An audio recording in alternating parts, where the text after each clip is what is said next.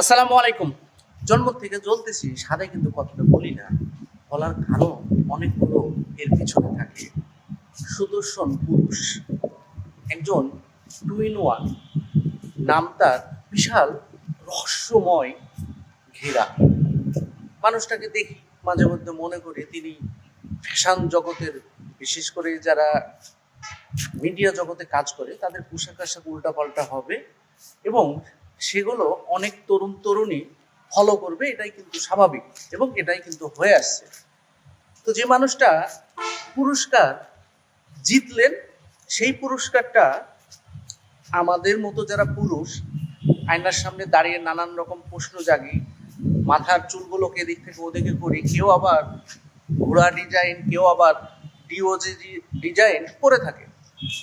দেখতাম, তো হঠাৎ করেই যখন প্রশ্নগুলো জাগতে শুরু করলো যে নিজে আসলে আমি কে, বা মিডিয়া জগতে যারা বিশেষ করে যাদেরকে সেলিব্রিটি উপাধি বা মেগাস্টার উপাধি দেওয়া হয়, তার মধ্যে সাকিব আল হাসান, সাকিব খান বা আরও বেশ কিছু নায়ক নায়িকা আছে।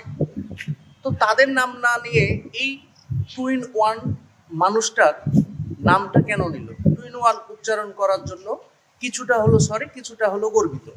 তবে যাই হোক আর তাই হোক, অবশেষে সেই পুরস্কারটা বাতিল করা হয়েছে।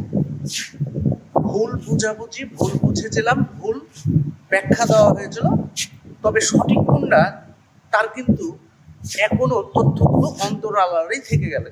এই মানুষটাকে নিয়ে যখন আমি নানান রকম ভিডিও, যখন তার ক্যারিয়ারের খুঁজতে গেলাম, তখন দেখলাম যে তিনি আসলে যতটা আলোচনায়, যতটা সমালোচনা, তার চাইতেও বড় গুণ হলো তিনি মাঝে মধ্যেই কিন্তু নানান রকম তথ্য দিয়ে নানান রকম পোশাকের ব্যাপারে তিনি বিভ্রান্ত ছড়ান এবং তিনি নিজেও ওইভাবেই চলাফেরা করেন।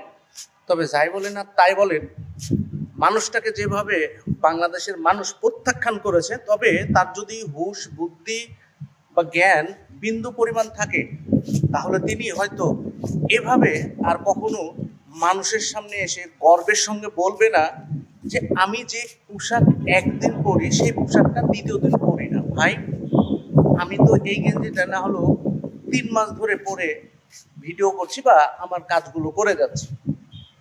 তা আমি গরিব মানুষ, আপনি কত কোটি টাকার মালিক যে একটা পোশাক একবারের বেশি পরেন না, তারপরেও পোশাকগুলো হয়তো অনেকটা দামি, আর তিনি গর্বের সঙ্গে কিন্তু কথাগুলো বলে থাকেন।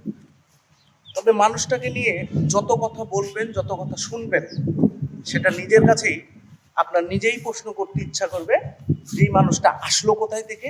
হয়তো কোনো ইউরোপ বা অন্য কোনো কান্ট্রির, কিন্তু না, তিনি বাংলাদেশের। তবে গর্বের সঙ্গে তিনি যেভাবে নিজেকে হাইলাইট করেন, বিভিন্ন সেলিব্রিটি বিশেষ করে মিডিয়া জগতের তার সঙ্গে ছবি তুলে থাকেন, বিভিন্ন জায়গায় যান, বিভিন্ন নায়ক নায়িকার সাথে ছবি তুলেন এবং সেই ছবিগুলো মাঝে মধ্যে চোখের সামনে আসে।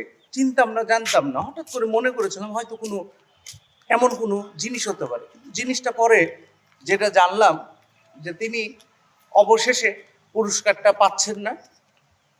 ঘোষণা করা হয়েছে যে বিশেষ করে যারা ফ্যাশন শো ভিডিও বা দেখা যাচ্ছে ফ্যাশন শোর পোশাকগুলো করে থাকে, সেই ক্যাটাগরির অবশেষে তাকে পুরস্কার দেওয়া হয়েছে। তিনি এখন লজ্জিত আর আমিও খুবই গর্বিত। আপনি কি